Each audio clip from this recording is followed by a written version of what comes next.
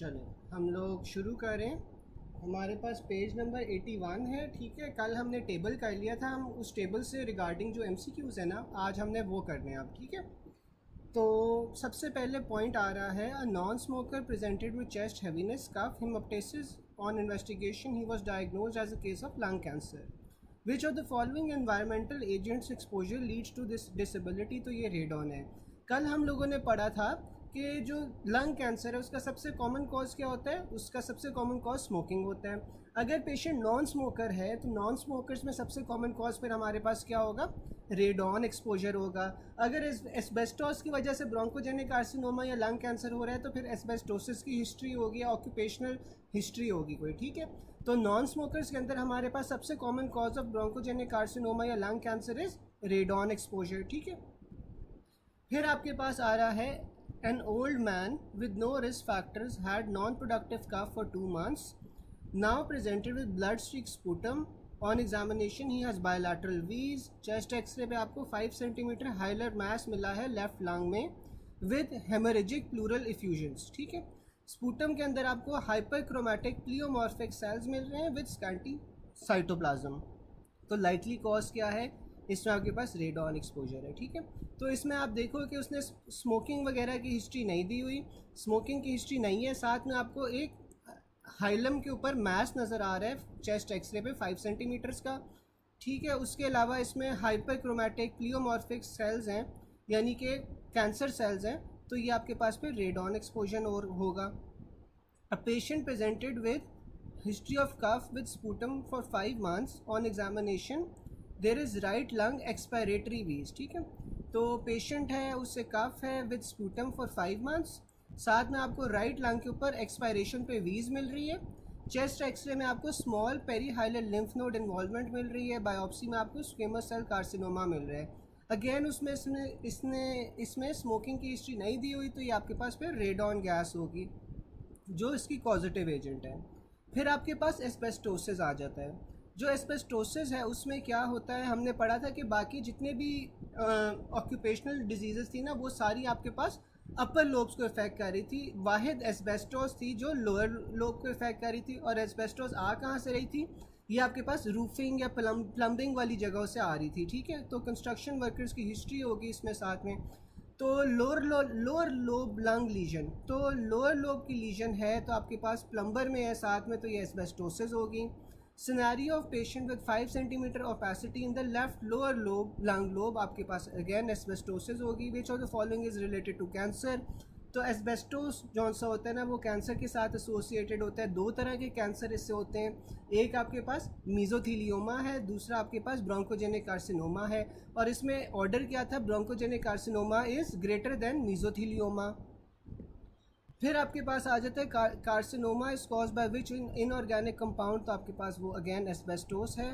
Which of the following is most commonly cause by asbestos, तो आपके पास bronchogenic carcinoma आ जाता है। A patient works in demolition of old buildings develop dyspnoea. Chest x ray में आपको डिफ्यूज इंटरस्टिशियल फाइब्रोसिस मिला है, साथ में आयरन स्टेन स्ट्रिंग और बीड अपेयरेंस मिली है। तो हमने पढ़ा था कि जो आयरन स्टेन स्ट्रिंग और बीड अपेयरेंस होती है ये भी एस्बेस्टोसिस से होती है। साथ में उसने ये भी बताया हुआ है कि डेमोलिशन ऑफ ओल्ड बिल्डिंग्स की हिस्ट्री है, तो ये एस्बेस्टोसिस हो जाएगा। A man in a construction company complaints of cough and shortness of breath. Chest x ray पे आपको प्लूरल प्लेक्स मिल रही हैं, तो अगेन ये एस्बेस्टोसिस होगा क्योंकि कंस्ट्रक्शन कंपनी की हिस्ट्री है।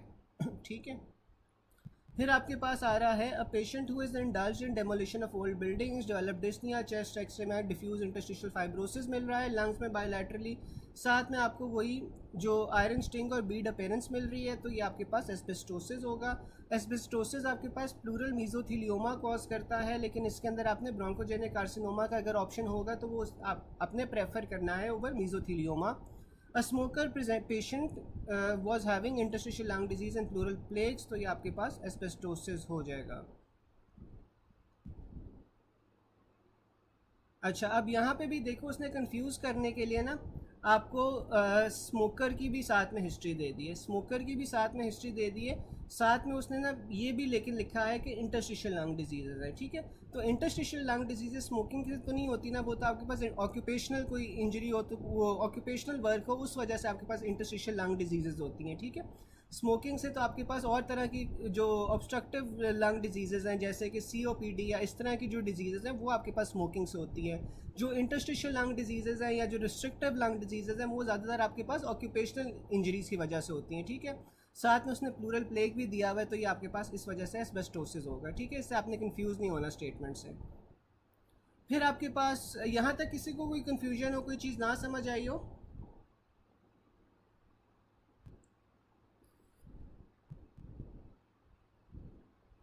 यहाँ तक किसी को कोई पॉइंट ना समझ आया हो?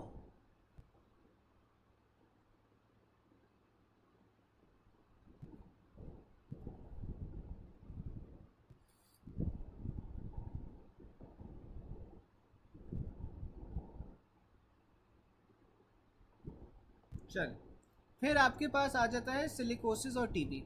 तो आप हम लोगों ने कल टेबल में पढ़ा था कि जो सिलिकोसिस होती है वो टीबी के साथ एसोसिएटेड होती है।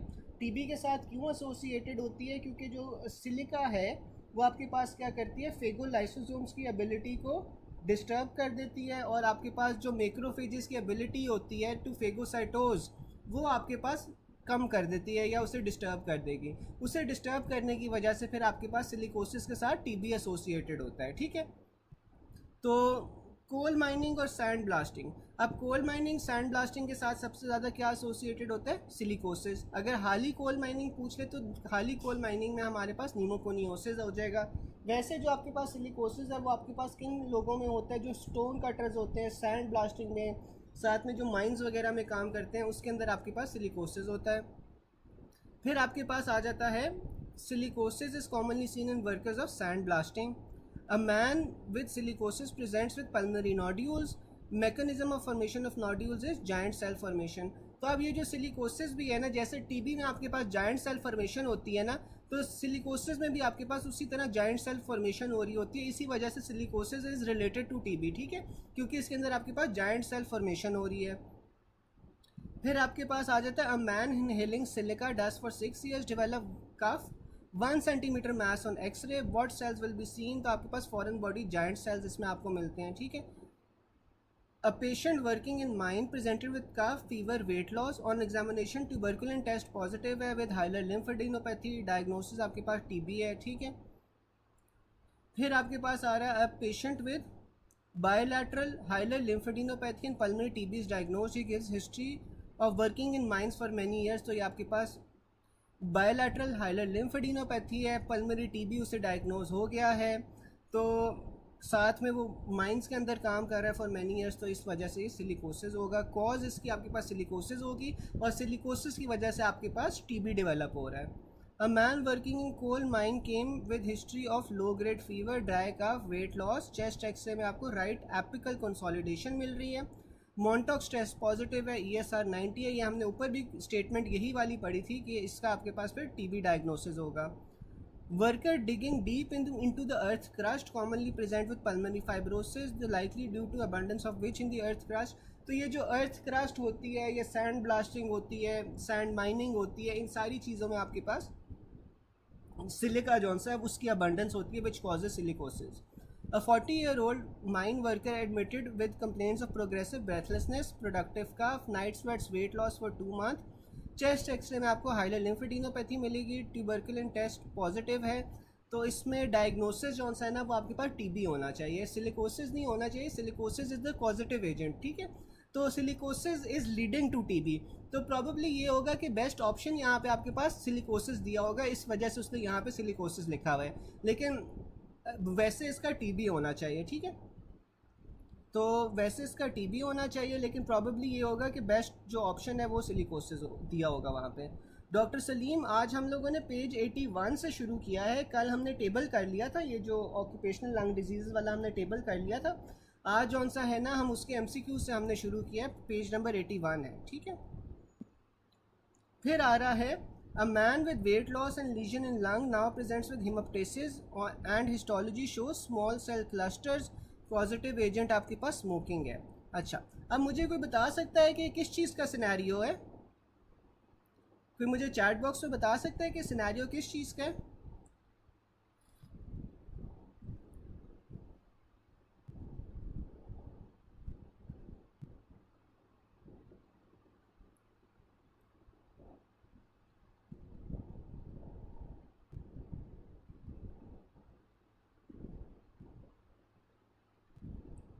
बिल्कुल लंग कार्सिनोमा, या लंग कार्सिनोमा के भी फिर फर्दर कौन सी सब टाइप होगी, ये स्मॉल सेल लंग कार्सिनोमा है, ठीक है, स्मॉल सेल लंग कार्सिनोमा। फिर आपके पास आ रहा है कि a coal worker presented with shortness of breath and fatigue for the past 1 month. Chest x ray में आपको प्लूरल एफ्यूजन मिली है और साथ में नोडुलर ओपेसिटीज़ मिली हैं, तो ये आपके पास कोल वर्कर है।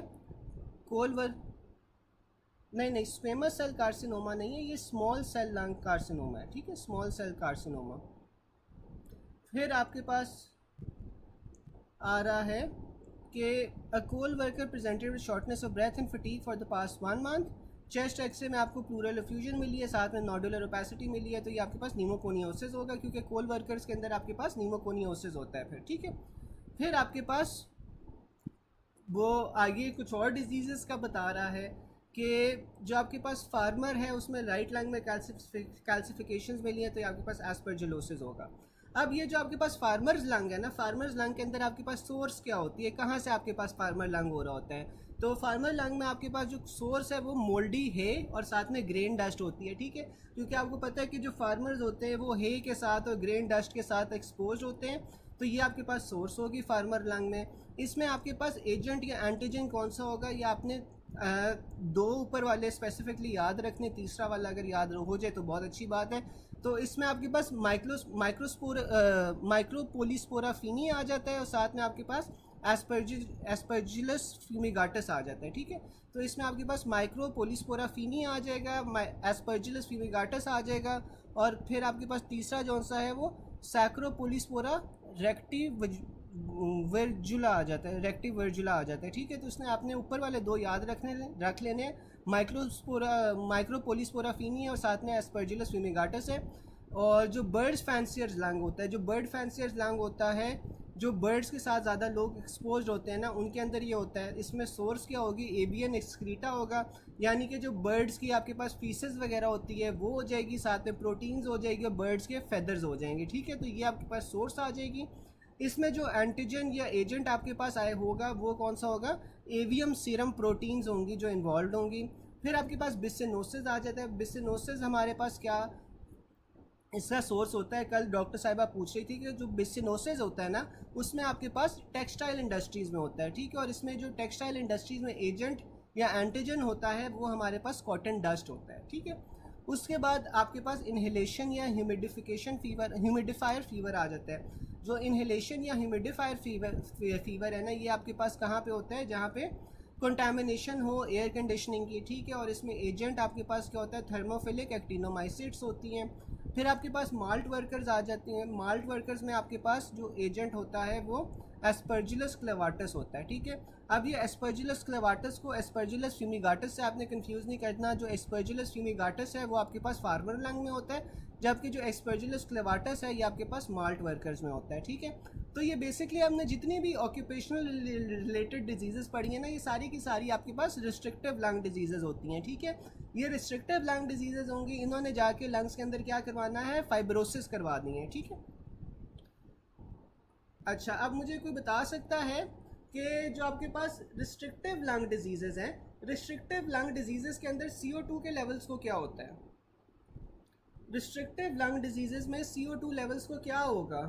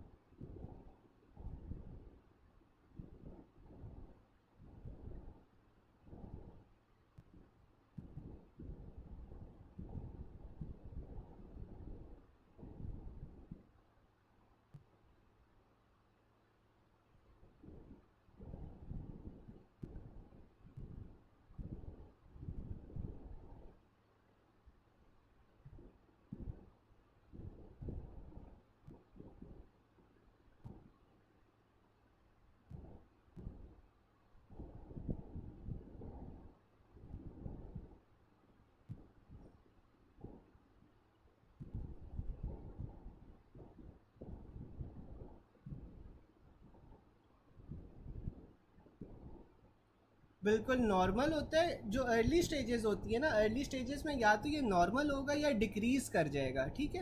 तो जो अर्ली स्टेजेस होती है ना, उसमें ये या तो नॉर्मल रहता है या फिर CO2 लेवल्स जौन से होते हैं वो आपके पास डिक्रीज़ कर जाते हैं, ठीक है। और एडवांस स्टेजेस जो सी होती है ना, एडवांस स्टेजेस के अंदर आपके पास ये फिर एलिवेट हो जाते हैं, ठीक है। एडवांस स्टेजेस के अंदर ये एलिवेट होते हैं, लेकिन जो अर्ली स्टेजेस हैं, अर्ली स्टेजेस के अंदर ये नॉर्मल रहते हैं या फिर ये डिक्रीज़ कर जाते हैं, ठीक है। डिक्रीज़ आपके पास क्यों करते हैं? क्योंकि आपके पास कॉम्पनसेटरी हाइपर वेंटिलेशन होती है, ठीक है। क्योंकि आप देखो कि लंग्स के अंदर क्या हो रहा है, लंग्स के अंदर आपके पास फाइब्रोसिस हो रही है, ठीक है। लंग्स के अंदर आपके पास फाइब्रोसिस हो रही है, तो टू कॉम्पनसेट फॉर दैट, फिर उससे कॉम्पनसेट करने के लिए आपके पास हाइपर वेंटिलेशन होगी। हाइपर वेंटिलेशन से आपके पास क्या होगा, जब आप तेज़ी तेज़ी से सांस ले रहे हो तो आप CO2 बाहर की तरफ लेके जा रहे हो, ठीक है। जब आप CO2 बाहर निकाल रहे हो हाइपर वेंटिलेशन से, तो तब आपके पास ये डिक्रीज़ हो जाएगी।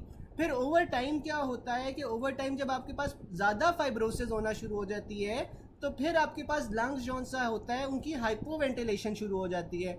फिर ओवर टाइम जब हाइपो वेंटिलेशन शुरू हो जाएगी, तो तब आपके पास फिर CO2 लेवल ज़्यादा हो जाएंगे, ठीक है। तो इनिशियली ये डिक्रीज़ करेंगे, बाद में ये फिर इंक्रीज़ करेंगे, ठीक है। समझ आ गई? जबकि ऑब्स्ट्रक्टिव लंग डिजीज़ में क्या होता है, ऑब्स्ट्रक्टिव लंग डिजीज़ का ये फीचर है कि उसमें CO2 लेवल्स बढ़ते हैं, ठीक है।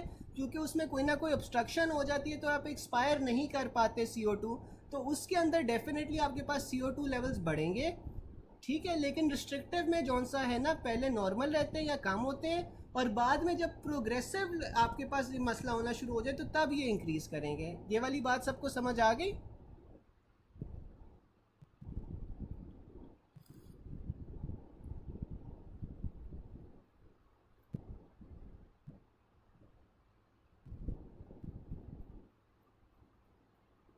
फिर आपके पास आ जाता है इन्वेस्टिगेशंस। अब इन्वेस्टिगेशंस में ना आपको ब्लड में इयोसिनोफिलिया नहीं मिलता इन कंडीशंस में, ठीक है। तो इन कंडीशंस में आपको ब्लड के अंदर इयोसिनोफिलिया नहीं मिलेगा, लेकिन एक कंडीशन होती है जिसे आप कहते हो एलर्जिक ब्रोंकोपल्मोनरी एस्परजिलोसिस, ठीक है। अब ये जो एलर्जिक ब्रोंकोपल्मोनरी एस्परजिलोसिस है, इसमें क्या होता है कि ये आपके पास एक हाइपर सेंसिटिविटी रिस्पॉन्स है टू एस्परजिलस। एस्परजिलस आपको कहाँ पे मिल रहा था? फार्मर्स में, ठीक है। तो एस्परजिलस आपको फार्मर्स में मिल रहा था, तो ये एक हाइपर सेंसिटिविटी रिस्पॉन्स है टू एस्परजिलस। इसके अंदर आपके पास ईओसिनोफिल्स के लेवल्स जौन से होते हैं वो ज़्यादा हो जाते हैं, ठीक है। अब उसके अलावा इसमें क्या होता है, this is associated with asthma और सिस्टिक फाइब्रोसिस। एस्थमा और सिस्टिक फाइब्रोसिस के साथ ये एसोसिएटेड है। एस्थमा सिस्टिक फाइब्रोसिस में क्या होगा कि आपके पास जो म्यूकस है वो ज़्यादा होना शुरू हो जाएगा, म्यूकस आपके पास एक्यूमुलेट होना शुरू हो जाएगा, और ये एस्थमा सिस्टिक फाइब्रोसिस में आपके पास क्या मे कॉज ब्रोंकियोक्टेसिस। ब्रोंकियोक्टेसिस अगेन वही होता है कि आपके पास जो म्यूकस है वो ज़्यादा गाढ़ा हो जाता है, ज़्यादा स्टिकी हो जाता है, और साथ में इयोसिनोफिलिया आपको मिलेगा इसमें, ठीक है। तो ये एलर्जिक ब्रोंकोपल्मोनरी एस्परजिलोसिस है। रिपीट कर दूं, मैं ये बोल रहा था कि जो रिस्ट्रिक्टिव लंग डिजीज़ है ना, जो ऑक्यूपेशनल रिलेटेड इंजरीज़ की वजह से ऑक्यूपेशनल वर्कर्स में होती हैं, उसके अंदर ना आपके पास रिस्ट्रिक्टिव लंग डिजीज़ आ जाती हैं, ठीक है। अब ये जो रिस्ट्रिक्टिव लंग डिजीज़ है ना, इसके अंदर आपके पास क्या होता है कि आपके पास लंग्स का पार्ट, कुछ पार्ट ना फाइब्रोज होना शुरू हो जाता है, ठीक है। अब लंग का कुछ पार्ट अगर फाइब्रोज होना शुरू हो गया, तो to compensate for that part आपके पास बाकी का लंग क्या करेगा, बाकी का लंग हाइपर वेंटिलेट करना शुरू हो जाता है, ठीक है।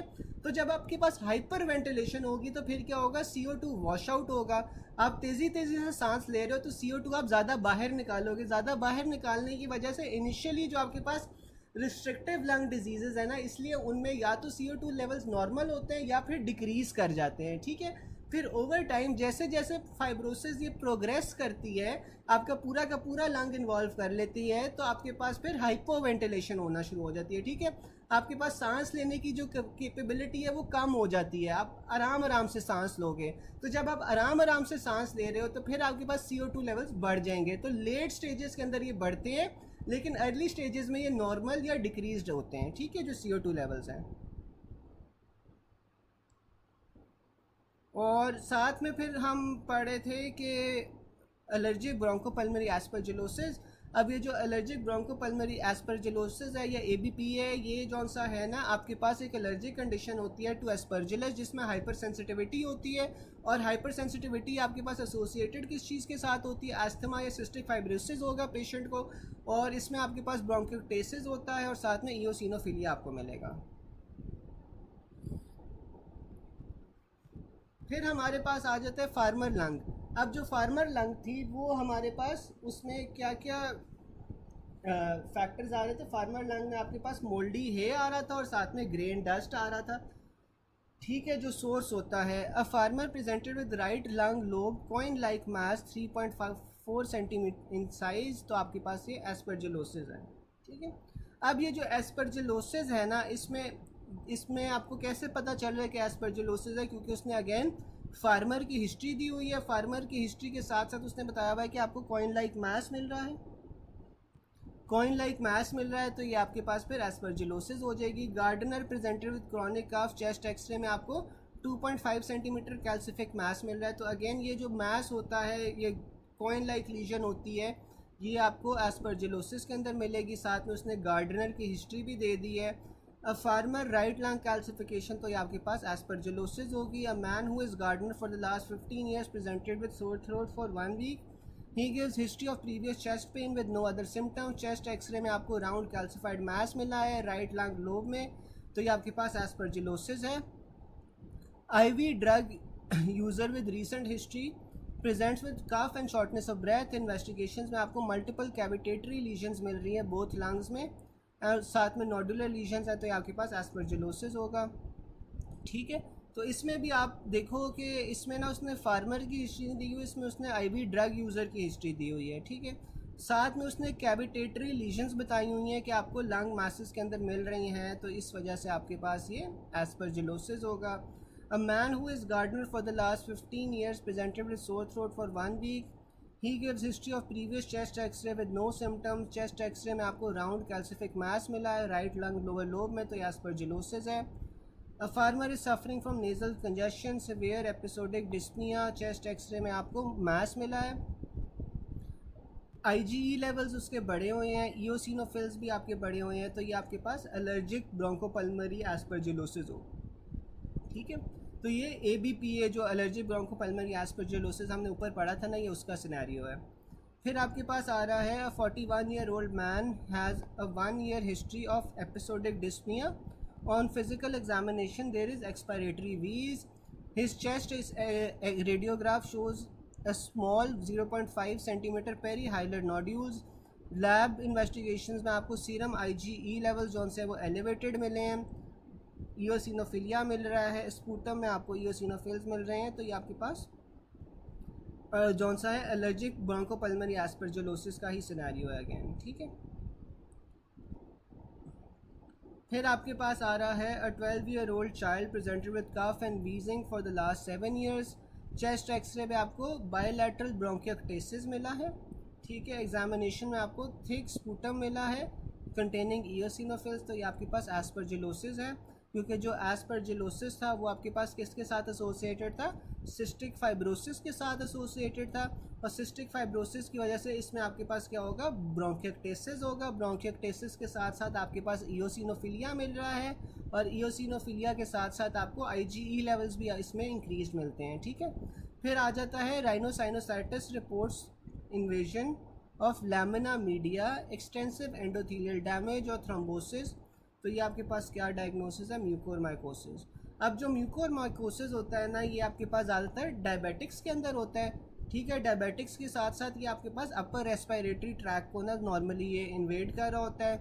इसके अंदर ये फंगस होता है, फंगल इन्फेक्शन होती है। ठीक है, इसमें आपके पास एक्सटेंसिव एंडोथेलियल डैमेज होगा, और इसमें आपके पास थ्रोम्बोसिस होता है। ठीक है, इसीलिए एक लाइफ थ्रेटनिंग कंडीशन है। ठीक है, और मुझे कोई बता सकता है कि फिर म्यूकोरमाइकोसिस में ट्रीटमेंट क्या आप दोगे? म्यूकोरमाइकोसिस में क्या ट्रीटमेंट हम देंगे?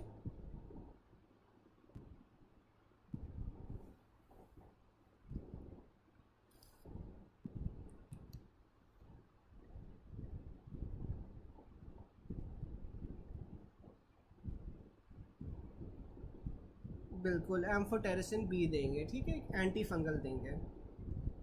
फिर आपके पास आ रहा है a patient has complaints of chest, he has history of working in textile mill for 20 years.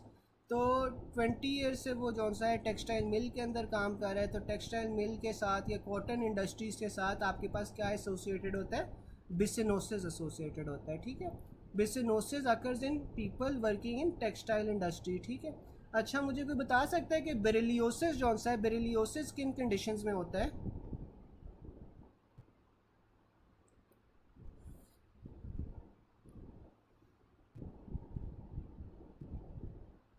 बेरिलियोसिस किस ऑक्यूपेशन के साथ एसोसिएटेड है? कल हमने पढ़ा था, बिल्कुल एरोस्पेस वालों के साथ, ठीक है। फिर आपके पास आ रहा है main cause of farmer lung is due to microorganism micropolyspora faeni, ठीक है। तो ये अभी हमने ऊपर पढ़ा था, माइक्रोपोलिस्पोरा फीनी था और दूसरा कौन सा था, एस्परजिलस था, ठीक है, और एस्परजिलस फ्यूमिगाटस था। A man with no cough and fever, chest x-ray shows diffuse lung fibrosis. तो ये आपके पास इनऑर्गेनिक डस्ट होगी, ठीक है।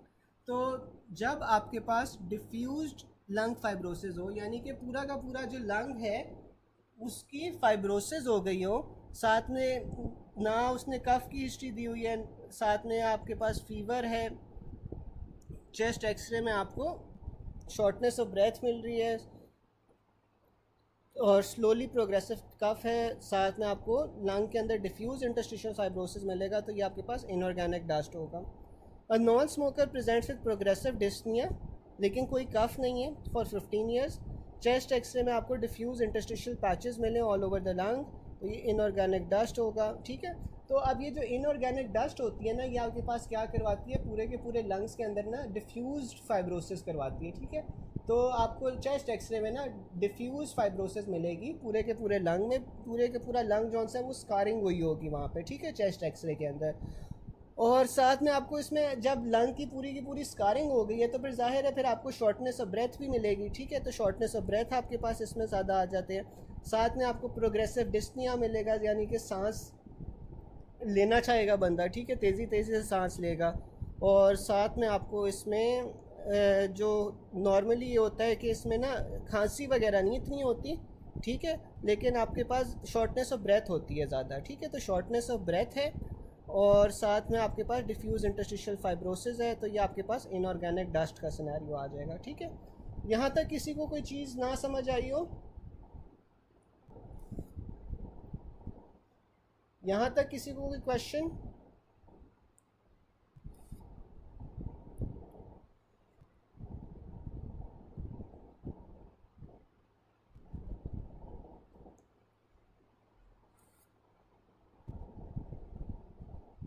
चलें, ठीक है।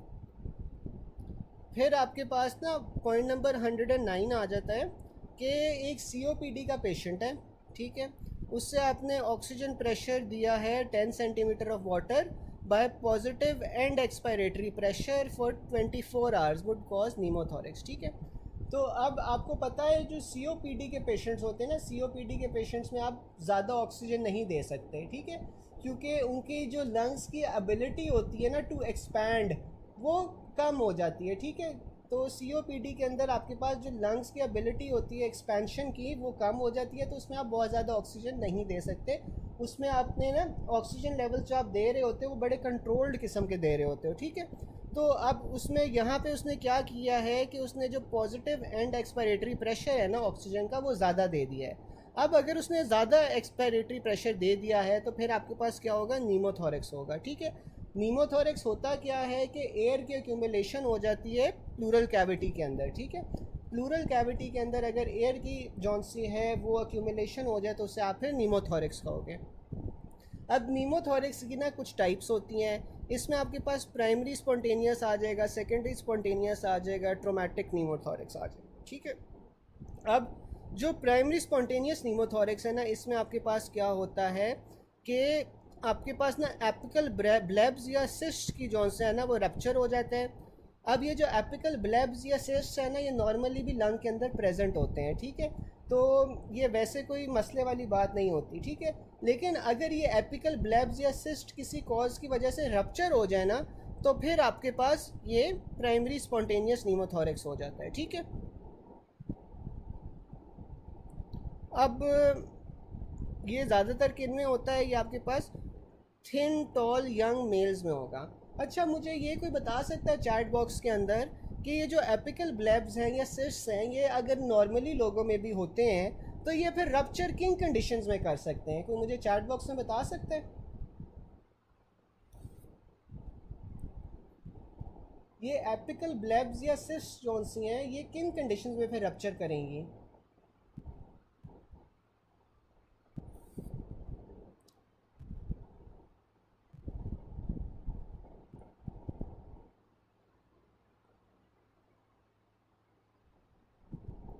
अच्छा, एम्फाइसीमा में, और कोई बता सकता है? Decrease of surfactant? नहीं, सरफेक्टेंट के डिक्रीज से तो नहीं करेंगी। सरफेक्टेंट का तो इसमें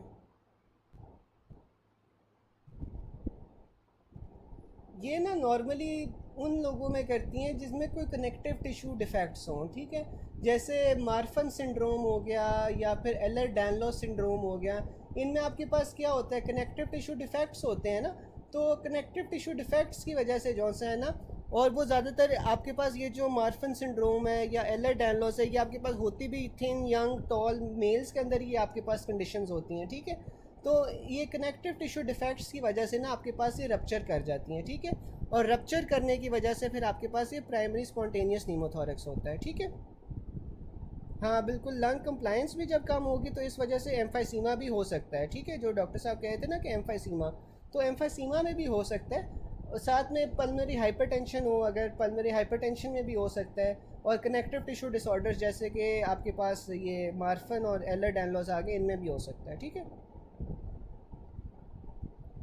तो इन सारी चीज़ों में आपके पास हो सकता है, ठीक है। अब जो,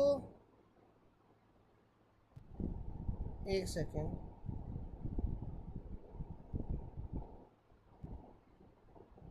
नहीं नहीं, एक सेकेंड, लेट मी कंफर्म फिर।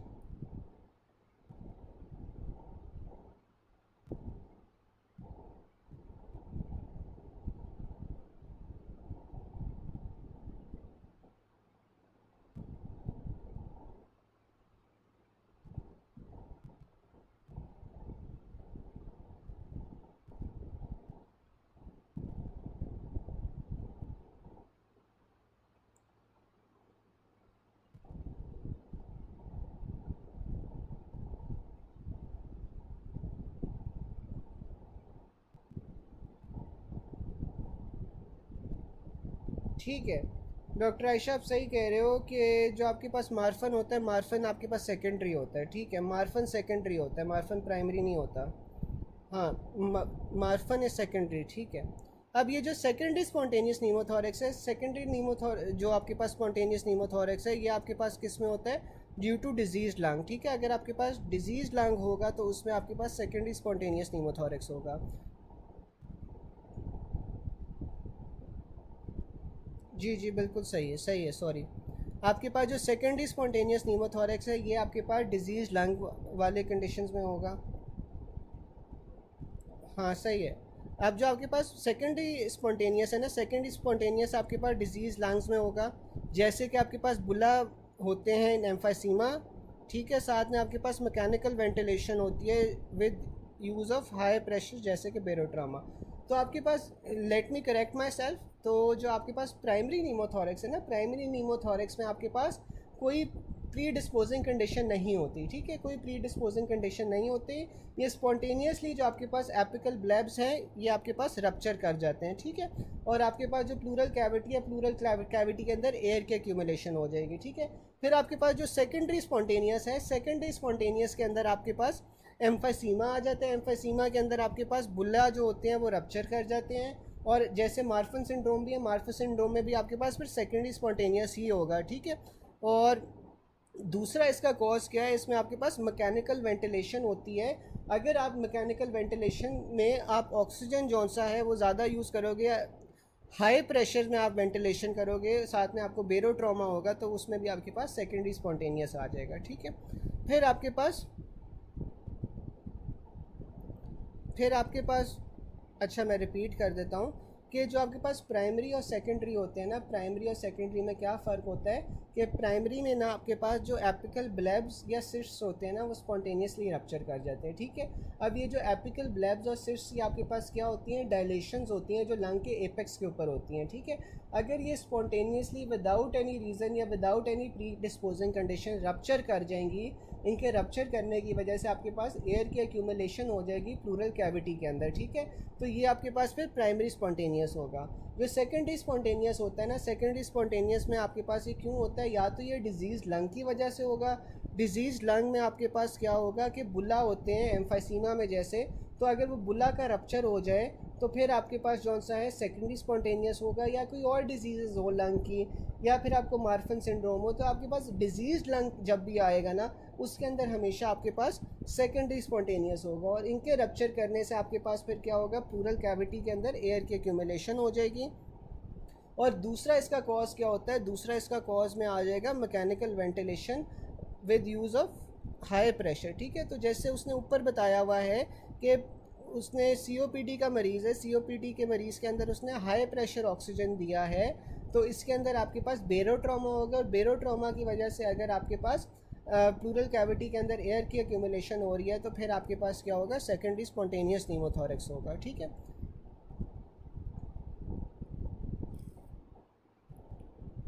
यहाँ तक सबको समझ आ गई? प्राइमरी सेकेंडरी में आप सबको फ़र्क समझ आ गया?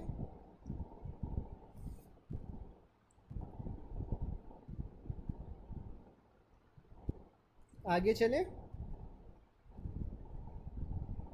फिर आपके पास ना ट्रोमेटिक नीमोथोरेक्स होता है। जो ट्रोमेटिक नीमोथोरेक्स है ना, वो आपके पास ब्लंट ट्रॉमा की वजह से होता है, जैसे कि रिब फ्रैक्चर हो गया। रिब फ्रैक्चर की वजह से क्या होगा कि आपके पास जो प्लूरल कैविटी है उसके अंदर जौन सा है वो सुराख आ जाएगा। सुराख आने की वजह से आपके पास जो एयर है उसकी एक्यूमुलेशन होना शुरू हो जाएगी प्लूरल कैविटी के अंदर। या फिर पेनिट्रेटिंग इंजरीज जैसे कि गन शॉट ट्रॉमा है, उसमें भी आपके पास क्या होगा कि एयर की एक्यूमुलेशन होना शुरू हो जाएगी। फिर आपके पास टेंशन नीमोथोरेक्स आ जाता है। अब जो टेंशन नीमोथोरेक्स है, इसकी जो है ना, तीनों में से कोई भी कॉज हो सकती है, ठीक है। टेंशन नीमोथोरेक्स में आपके पास ऊपर जो हमने तीनों कॉजेज़ पढ़ी हैं, प्राइमरी, सेकेंडरी या ट्रोमेटिक, टेंशन नीमोथोरेक्स किसी भी वजह से हो सकता है। इसमें क्या हो रहा है कि एयर आपके पास प्लूरल स्पेस एंटर तो कर रही है लेकिन एग्जिट नहीं कर सकती, ठीक है। तो इसमें आपके पास कौन सा है ना, एयर एंटर तो कर रही है लेकिन एग्जिट नहीं कर सकती। आपके पास एक वन वे वाल्व बन गया है, ठीक है। अब वन वे वाल्व बनने की वजह से क्या होगा कि आपके पास जो प्लूरल कैविटी है ना, उसके अंदर एयर जाती जाएगी लेकिन उससे एग्जिट नहीं कर पाएगी। तो जो प्लूरल कैविटी है वो एक्सपैंड होती जाएगी, जबकि जो लंग है वो अंदर की तरफ कंप्रेस होता जाएगा, ठीक है। लंग अंदर की तरफ जाया जा रहा है, जबकि जो प्लूरल कैविटी है ना, उसका साइज़ आपके पास है, उसका वॉल्यूम जौन सा है वो बढ़ता जाएगा, ठीक है। अब इसमें क्या होगा कि जिस तरह आपके पास ट्रैप्ड एयर जौन सी है वो इंक्रीज़ करती जाएगी, तो आपको फिर टेंशन नीमोथोरेक्स मिलेगा। अब टेंशन नीमोथोरेक्स मिल रहा है तो लेट सपोज ये राइट साइड के ऊपर जौन सा है ना, आपके पास प्लूरल कैविटी जौन सी है वो एक्सपैंड कर रही है। जब राइट साइड के ऊपर आपके पास प्रेशर ज़्यादा होगा तो ट्रेकिया जौन सा है वो किस साइड पर डिविएट कर जाएगा, वो लेफ्ट साइड पर डिविएट कर जाएगा, ठीक है। तो जो ट्रेकिया है वो डिविएट कर जाता है away from the affected lung.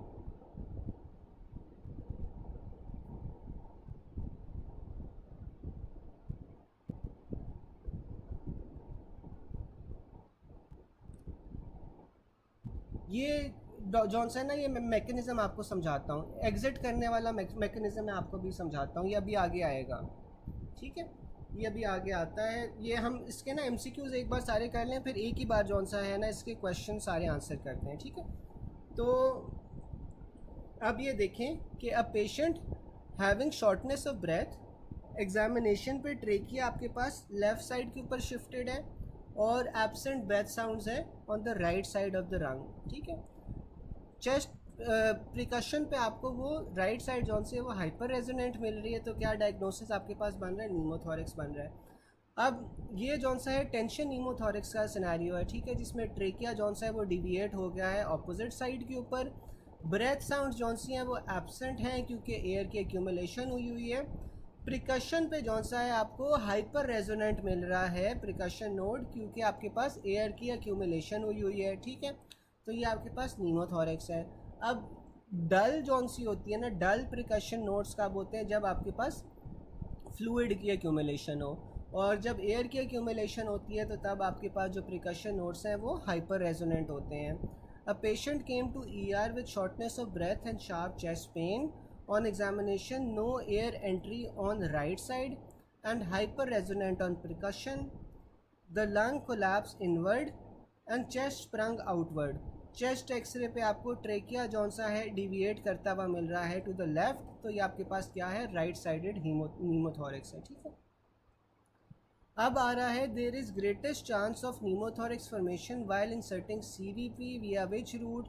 तो अगर आप सेंट्रल वीनस लाइन जौन सी है वो आप राइट सबक्लेवियन से डालोगे तो सबसे ज़्यादा चांसेस होते हैं नीमोथोरेक्स के। The finding of pleura ruptured इन नीमोथोरेक्स। तो आपके पास नीमोथोरेक्स में क्या होता है कि लंग अंदर की तरफ कोलैप्स करता है, जबकि जो चेस्ट है वॉल वो आउटवर्ड स्प्रिंग करेगी, ठीक है, क्योंकि आपके पास प्लूरल कैविटी के अंदर एयर की एक्यूमुलेशन हो रही है। A man given hyperbaric oxygen for 24 hours develops dyspnoea and goes into respiratory distress. तो ये आपके पास क्या है, स्पॉन्टेनियस नीमोथोरेक्स है। अच्छा, मुझे कोई बता सकता है कि किस किस्म का स्पॉन्टेनियस नीमोथोरेक्स है, प्राइमरी है, सेकेंडरी है, या फिर ट्रोमेटिक है? कोई बता सकता है?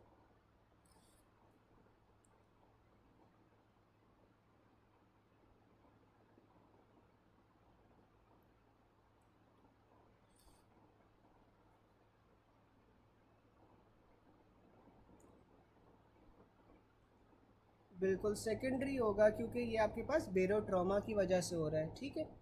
फिर आपके पास आ जाता है, अच्छा अब ये वाला पॉइंट देखो, इससे शायद आप लोगों को थोड़ी कन्फ्यूजन क्लियर हो जाए जिन लोगों को हो रही थी कि regarding right sided नीमोथोरेक्स। Right sided नीमोथोरेक्स में क्या होता है कि atmospheric pressure and plural pressure becomes equal, ठीक है। तो अब लेट सपोज कि आपके पास कोई इंजरी हुई है, इंजरी की वजह से ना आपके पास एक वन वे वाल्व बन गया है। अब वन वे वाल्व में क्या हो रहा है कि आपके पास जो एटमॉस्फेरिक एयर है वो और जो आपके पास प्लूरल कैविटी है वो आपस में कांटेक्ट में आ गई है। आपको पता है कि जो प्लूरल कैविटी है उसका आपके पास जो प्रेशर होता है वो नेगेटिव होता है, ठीक है। वो नेगेटिव क्यों होता है, ताकि आपके पास फ्रिक्शन वगैरह जौन सी है ना वो प्रिवेंट हो सके, ठीक है। तो जो आपके पास प्लूरल कैविटी होती है उसका प्रेशर नेगेटिव होता है, जबकि जो एटमॉस्फेरिक प्रेशर है ना उसका प्रेशर जौन सा है वो पॉजिटिव होगा। अब एयर ने क्या करना है, जब आपस में कम्युनिकेशन बन गया है तो एयर आपके पास हायर प्रेशर से लोअर प्रेशर की तरफ जाएगी, ठीक है। तो जो एटमॉस्फेरिक एयर है वो आपके पास कहाँ पे जाएगी, प्लूरल कैविटी के अंदर जाना शुरू हो जाएगी। और कब तक वो प्लूरल कैविटी में जाएगी, जब तक बाहर एटमॉस्फेयर का और जो प्लूरल कैविटी है उसका दोनों का आपस में प्रेशर सेम नहीं हो जाता, ठीक है। तो आपके पास क्या होगा कि जो एटमॉस्फेरिक प्रेशर है वो और प्लूरल कैविटी का प्रेशर वो इक्वल हो जाएगा, ठीक है। अब अगर आपके पास जो प्लूरल कैविटी का प्रेशर है वो इतना ज़्यादा हो जाए कि आपके पास जो ट्रेकिया है वो डिविएट करना शुरू हो जाए, या इतना ज़्यादा प्रेशर हो जाए कि हवा बाहर भी नहीं जा रही और आपके पास ट्रेकिया डिविएट करना शुरू हो गया है, तो उससे आप फिर टेंशन नीमोथोरेक्स कहोगे, ठीक है। तो टेंशन नीमोथोरेक्स ना कोई ऐसा नहीं है कि फिक्स चीज़ हो, ये तब होता है हालांकि जब आपके पास प्रेशर इतना ज़्यादा बढ़ जाता है एक ही साइड के ऊपर कि आपका ट्रेकिया भी डिविएट करना शुरू हो जाता है, तो उससे आप टेंशन नीमोथोरेक्स कहते हो। बाकी जो ऊपर वाले तीनों नीमोथोरेक्स हैं उनमें भी प्रेशर ज़्यादा हो रहा है लेकिन इतना ज़्यादा प्रेशर नहीं हो रहा, ठीक है। तो ये दोनों में फ़र्क है, ठीक है।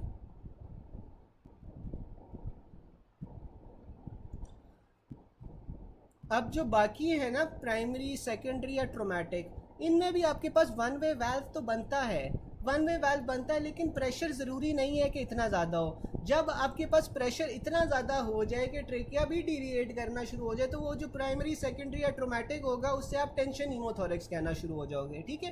तो प्राइमरी, सेकेंडरी, ट्रोमेटिक इसी वजह से तीनों जौन सा है वो टेंशन नीमोथोरेक्स के अंदर कन्वर्ट हो सकते हैं कि अगर आपके पास इतना ज़्यादा प्रेशर हो जाए, ठीक है। जी जी बिल्कुल, ये तो उसने एक साइड का बताया। नहीं नहीं। अच्छा डॉक्टर फातिमा, ये देखो कि अगर आपके पास राइट साइडेड नीमोथोरेक्स हुआ हुआ है ना, तो फिर खाली राइट लंग का, राइट जो प्लूरल कैविटी है उसका और जो एटमोसफेयर है उसका प्रेशर इक्वल होगा, लेफ्ट में कुछ भी नहीं होगा। अगर लेफ्ट साइडेड नीमोथोरेक्स है तो लेफ्ट साइड के आपके पास जो प्लूरल कैविटी है उसका और एटमोस्फेरिक प्रेशर का जौन सा है वो इक्वल होगा। राइट साइड आपके पास नॉर्मल रहेगी, राइट साइड में कुछ नहीं होगा। अलबत्ता जो ट्रेकिया है, ट्रेकिया ज़रूर डिविएट कर सकता है टुवर्ड्स द राइट। ठीक है, सबको समझ आ गई यहाँ तक?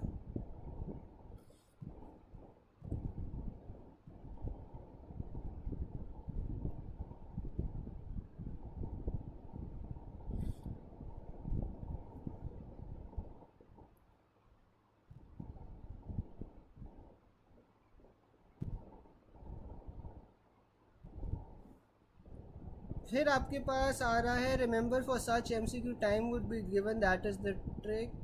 एक सेकंड, ये कौन सा पेज आ गया है?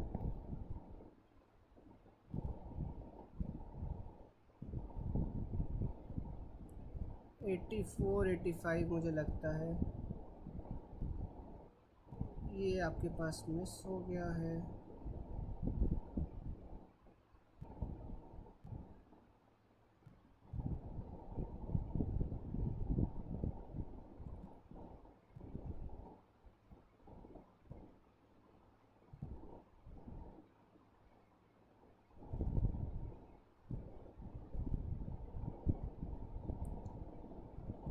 अच्छा गाइज, इस तरह है कि आप, हाँ हाँ, आप ना 5 मिनट की, बल्कि 2 मिनट की आप लोग ब्रेक ले लो, ठीक है? मैं जौन सा है ना पेज नंबर 84 85 जौन सा मेरे से मिस हो गया, मैं 84 85 पेज जौन सा है ना वो निकालता हूँ और फिर जौन सा ना मैं दोबारा से लिंक शेयर करता हूँ, ठीक है? आप 2 4 मिनट की आराम से अभी ब्रेक ले लो, ठीक है?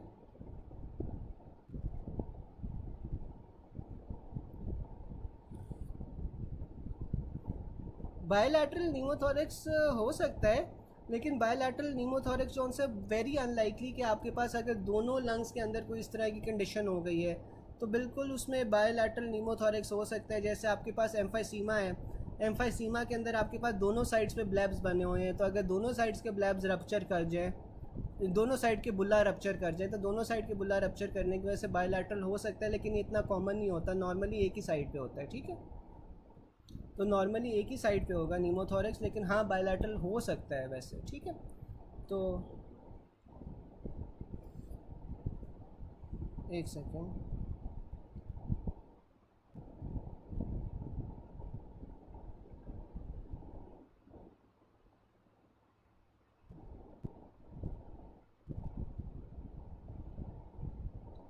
डॉक्टर सुबात, ये आपके पास कौन सा पॉइंट नंबर है?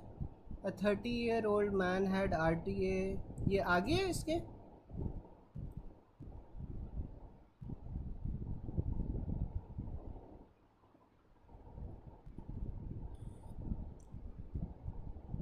अच्छा, मैं ना जौन सा है वो इससे अगले 84 85 जौन सा है ना वो सेंड करता हूँ, तो आप लोग 5 मिनट की ब्रेक ले लो, फिर मैं जौन सा है ना दोबारा से लिंक शेयर करता हूँ, ठीक है?